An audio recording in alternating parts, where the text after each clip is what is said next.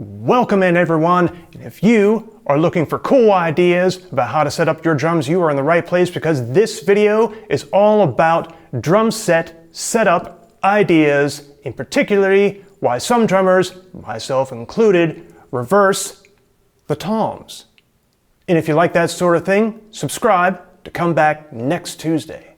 I have taught well over 1,000 drum lessons to hundreds of drummers, and I can show you too. I'm Gabriel, and you are watching Drum Tip Tuesday.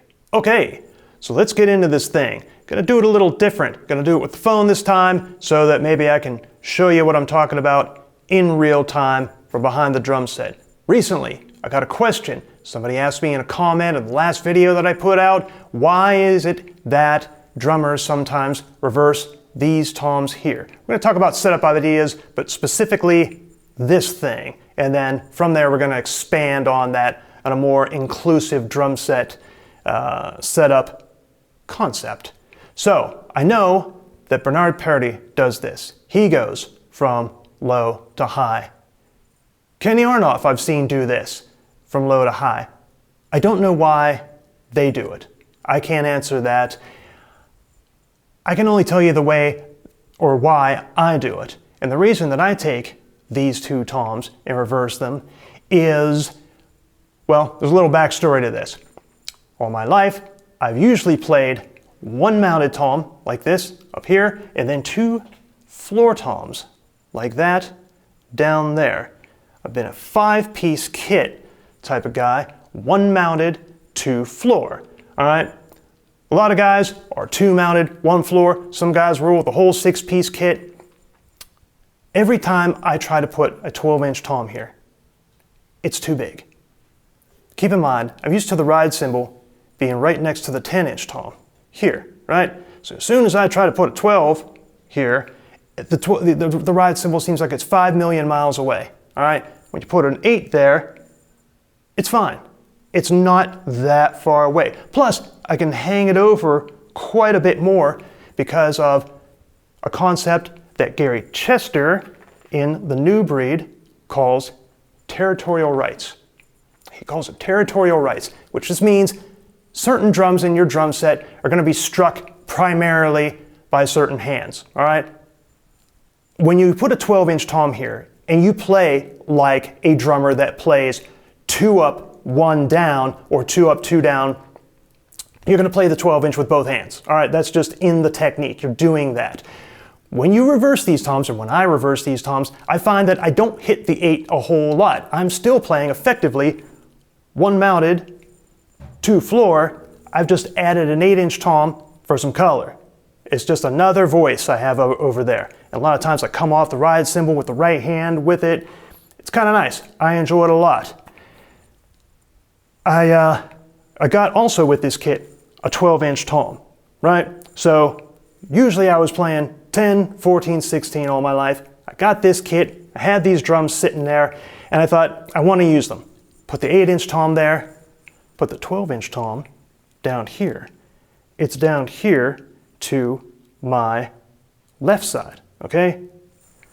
Another idea there's a book called Essential Technique for Drum Set, Book 1, Ed Sof.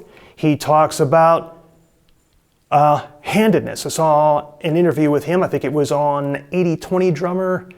Nate hosts that YouTube channel. And he was on there and he said that he didn't believe, right? He doesn't believe in handedness, what he's calling handedness. In other words, he doesn't believe that someone should use exclusively their right hand or their left hand. And in that book, I had it for a while. I left it in an old apartment. That's a long story. In that book, he has as many exercises going to the left, swinging with the left hand as he does swinging with the right hand. Gary Chester's book, same kind of thing, except it's in the 16th note rock kind of idea.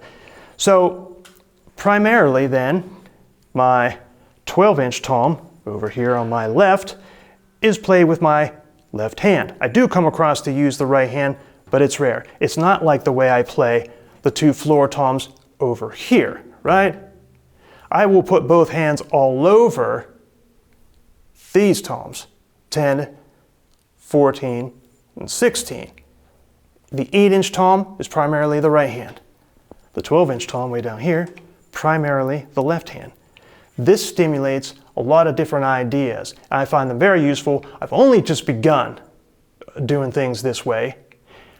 There's a lot of experiment left to do, but what I'm gonna do now is play for you a little bit and show you what the possibilities are or what I'm working on personally in my life here with this sort of thing. And I really wish that I can get the phone, there it is, what I'm doing with this sort of thing. It's not a complete concept. Keep in mind, it is only a concept in development. So what I'm gonna do isn't play my fanciest licks for you right now. I'm going to try to reach out and expand on this concept, try to exploit the possibilities of having 2 sets of toms, because there's a happy accident here that I noticed when I backed up away from my kit, after I put the 8 over here and the 12 over here, and I had 10, 14, 16. I now have 2 sets of toms, right? I have the standard, what I've always had, 10, 14, 16, down this way, right-handed position, but I now have a second set of toms. I have 8, 10, 12, right? Essentially, I have now 1 up, 2 down in the standard right-hand position, but I have 2 up, 1 down in the left-handed position. And here's what that can sound like. But before we go on, a question. How do you set up your drums? Is it 1 mounted, 2 floor, 5-piece, just a 4-piece, 2 mounted, 1 floor? Do you do it to the right? Are you a left-handed drummer? Are you an open-hand drummer? I want to know. No wrong answer. Just comment below. Get a little conversation started.